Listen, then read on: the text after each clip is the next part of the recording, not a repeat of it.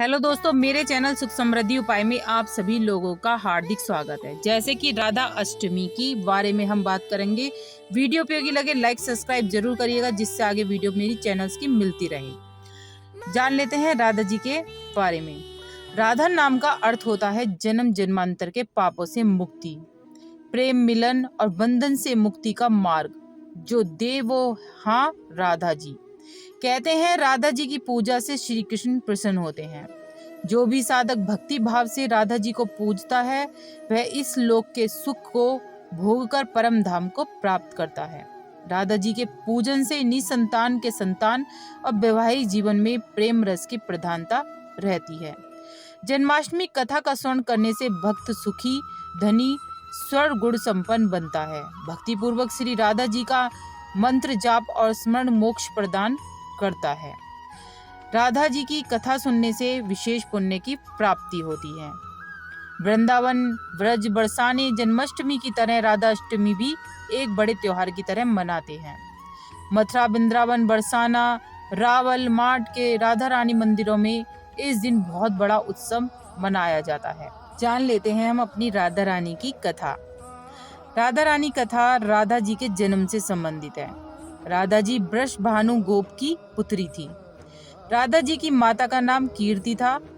पद्म पुराण में राधा जी को राजा वृष भानु की पुत्री बताया गया है। इस ग्रंथ के अनुसार जब राजा यज्ञ के लिए भूमि साफ कर रहे थे तब भूमि कन्या के रूप में इन्हें राधा जी मिली थी। राजा ने इस कन्या को अपनी पुत्री मानकर इसका लालन पालन किया।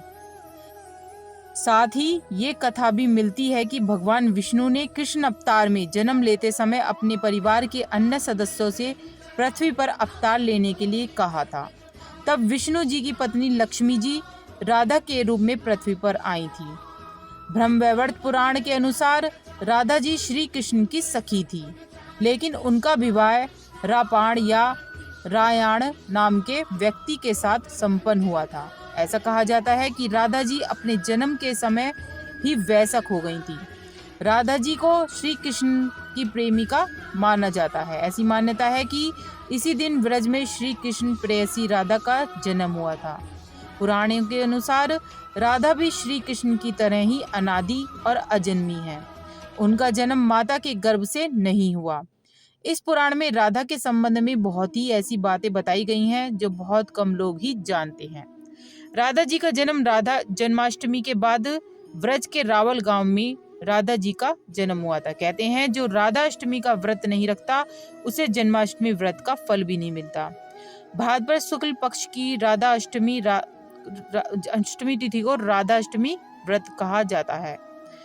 पुराणों में राधा रुक्मणी को एक ही माना जाता है। जो लोग राधा अष्टमी के दिन राधा की उपासना करते हैं उनके घर में सदैव भंडार भरे रहते हैं। राधा जी की अन्य कथा।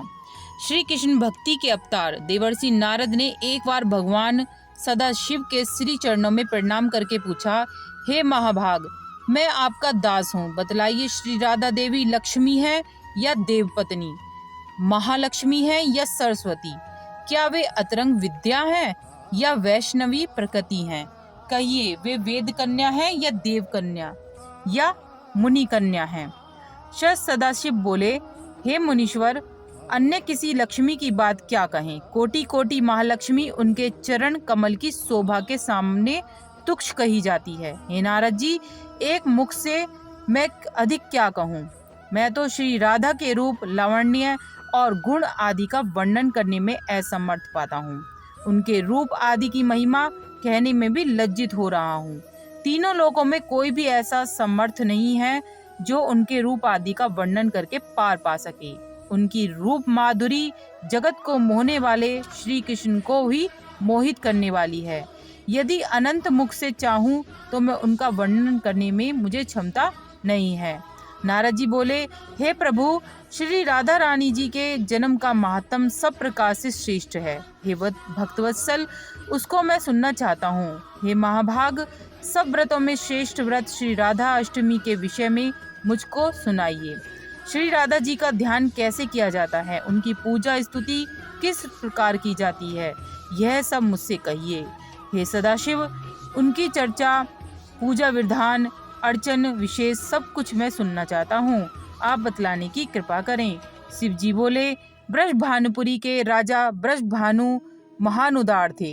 वे महान कुल में उत्पन्न हुए थे, सब शास्त्रों के ज्ञाता थे। अड़िमा महिमा आदि 8 प्रकार की सिद्धियों से युक्त श्रीमान धनी और उदारचेता थे। वे संयमी, कुलीन, सदाचार और श्री कृष्ण के आराधक थे। उनकी भार्या श्रीमती श्री कीर्तिदा थी। वे रूप यौवन से संपन्न थी और महान राजकुल से उत्पन्न हुई थी। महालक्ष्मी के समान भव्य रूप वाली और परम सुंदरी थी। वे सब विद्याओं और गुणों से संपन्न थी। हे महाभाग, अब मुझे राधा जन्म महोत्सव के भजन पूजन अनुष्ठान को सुनाइए। सदा श्री राधा अष्टमी के दिन व्रत रखकर उनकी पूजा करनी चाहिए। धूप आदि से उनका स्मरण करना चाहिए। उनके आगे धूप आदि जोत बत्ती जरूर जलानी चाहिए और उनके लिए तरह तरह के मिष्ठान, तरह तरह के भोग जरूर अर्पित करने चाहिए। जैसे कि आप जन्माष्टमी बनाते हैं, उनके लिए भी ऐसे ही पूजा संस्थान करने चाहिए।